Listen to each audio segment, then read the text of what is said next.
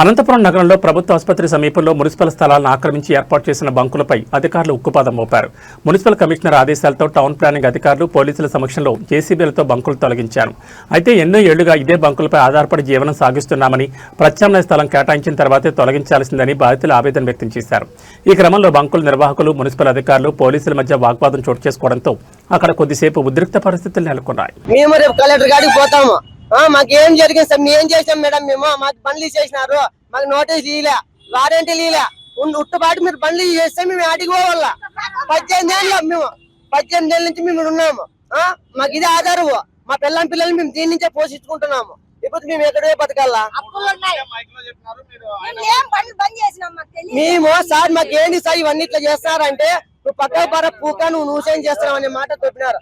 అన్నారు సార్, అన్నారు ప్రమాణ సత్యంగా అన్నారు, కొట్టినారు, పీకినారు, ఇట్లా చింపినారు. ఇట్లా చేస్తే మేము అటుకు పోవాలా. మాకు సారు, జాయింట్ కలెక్టర్ సారు మాకు అంతా మొత్తం న్యాయం చేయాలా. లేకపోతే మేము ధర్నా చేస్తాం, మేము సత్యపోయే కానీ మేము మన దగ్గర కానీ వెనకాడము. సార్ రోజా ఏమో మాకు 700-800 వస్తుంది సార్, 700-800 వస్తుంది. మాకు ఈ రోజు నష్టం వచ్చేసి 340,000-4,000 రూపాయలు లాస్ అయింది. సరికంతా రోడ్డు రూపాయలు అయిపోయింది.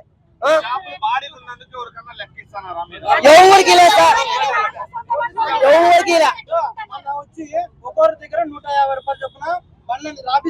సంతకాలు పెట్టించుకుని పోయినారు. పోలీసులు సార్, మున్సిపాలిటీ వచ్చారు, ట్రాఫిక్ పోలీసులు వచ్చినారు.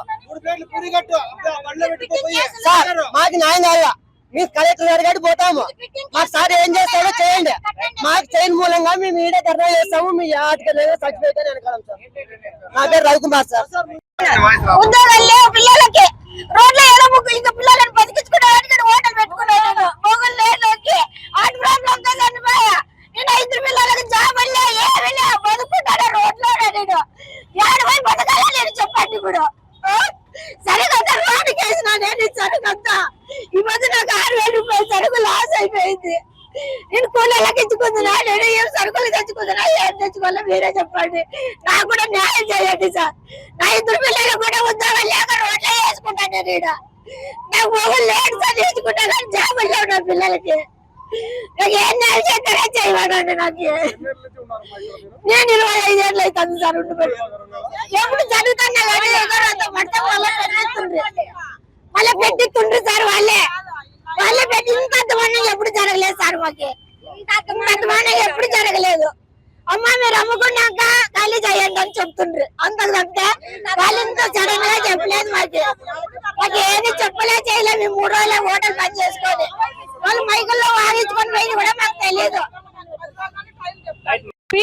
మేడం నేను బండి తీస్తున్నాను, కరెంట్ ఉంది, బండి తీయదండి మేడం. కరెంట్ తీగలు ఎవరైనా ముట్టుకుంటారు, దెబ్బద్దండి అన్న జేసీబీ తీసుకొని వచ్చి దెబ్బతున్నారు. బండి లాగి తీసి పక్క పెట్టే లోపల దెబ్బేసి దాన్ని ధ్వంసం చేసి పెట్టినారు సార్. ఏం చేయాలి మేము?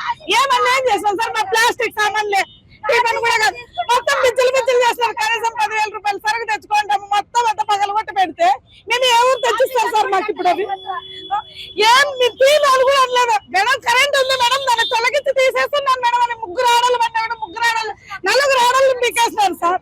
మొగలు బండి తెచ్చేవాడు కూడా బండి కూడా తెచ్చేదానికి ప్లాస్టిక్ సామాన్లు అగ్గిడు సార్. దెబ్బ చేసి పగలగొట్టి పెట్టినారు. ఇప్పుడు బండి చేయాలన్నా 10,000-20,000 కావాల. సామాన్లు 10,000 రూపాయల సామాన్లు పగిలిపోయినాయి. ఎట్లా సార్ మేము తెచ్చుకొని తినేద్దామని? నా పేరు రత్నమ్మ సార్.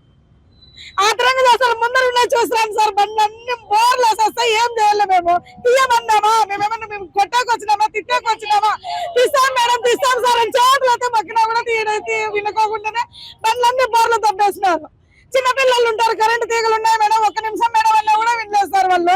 మేమేమంతా ఏం చేసినాం? మాకేమన్నా నోటీస్ పంపించినామా? తీయమన్నామా? మేమేమన్నా 4 రోజు ముందు చెప్తే ఎప్పుడు ఇంత దారుణం చేయలేదు సార్. ఈసారి మాత్రం చాలా దారుణం చేసి పెట్టినారు సార్ మమ్మల్ని.